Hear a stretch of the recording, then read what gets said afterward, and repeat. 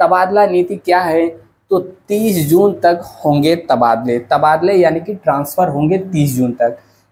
और पिछले साल के ही नियम कैबिनेट से मंजूरी के बाद अब राज्य कर्मचारियों, यानी कि यह किसके लिए है, जो राज्य में कर्मचारी हैं, सरकारी नौकरी करते हैं, ए क्लास, बी क्लास, सी क्लास, डी क्लास, उनके लिए है। ठीक है, ट्रांसफ़र शुरू हो जाएगा। और डिप्टी सीएम ब्रजेश पाठक ने बताया कि 30 जून तक ट्रांसफ़र किए जाएंगे, यानी कि आज हो गई तारीख 11, ठीक है 11 ये ना, आज की तारीख हो गई।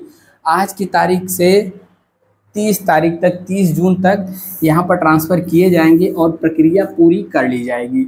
इसके अलावा ट्रांसफ़र पॉलिसी के नियमों में कोई बदलाव नहीं हुआ है, पिछले साल के ही सभी नियम हैं। ऐसे कर्मचारी जो ज़िले में 3 साल, यानी कि अपने ज़िले में 3 साल का कार्यकाल, यानी 3 साल लगातार काम किए हों, या फिर पूरे मंडल में 7 साल, मंडल मतलब समझ रहे हैं ना, एक मंडल में 3 जिला आता है।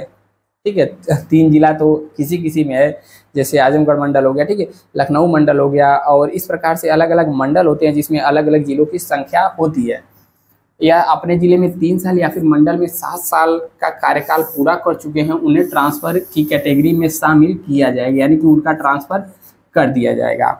समूह का, यानी कि श्रेणी ए क्लास, बी क्लास के 20% अधिकारियों का तबादला हो सकता है, और समूह घ के 10%, यानी कि समूह घ यानी कि डी ग्रुप डी के जो भी कर्मचारी हैं, उन 10% कर्मचारियों के ट्रांसफ़र विभाग अध्यक्ष करेंगे। इससे ज़्यादा संख्या में ट्रांसफ़र के लिए मंत्री की अनुमति अनिवार्य होगी। ट्रांसफ़र में पिक अप एंड चूज की व्यवस्था खत्म। ट्रांसफ़र की नई नीति में पिक अप एंड चूज, यानी कि अपनी पसंद की जगह पहले लोग ट्रांसफ़र करा लेते थे, अब ऐसा नहीं करा पाएंगे, यह व्यवस्था को ख़त्म कर दिया है। और यहाँ पर देखें, कर्मचारियों का ट्रांसफ़र किया जाएगा जो लंबे समय से एक ही जगह पर तैनात हैं। बाकी पूरी PDF आप इस प्रकार से पढ़ सकते हैं, जैसे स्थानांतरण 30 जून 2024 तक किया जाएगा।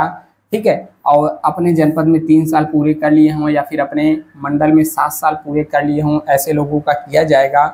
और जो भी विकलांग कैटेगरी, दिव्यांग कैटेगरी में है, आप पढ़ेंगे तो उनको ऐसे जगह ट्रांसफ़र किया जाएगा जहां पर उनके मतलब व्यवस्था, इलाज वगैरह की व्यवस्था समुचित हो, ऐसा यहाँ पर दिया गया है। और भारत सरकार द्वारा घोषित प्रदेश के 34 जनपदों में 100 आकांक्षी विकास के समस्त, यहाँ पर यह सब आप पढ़ सकते हैं।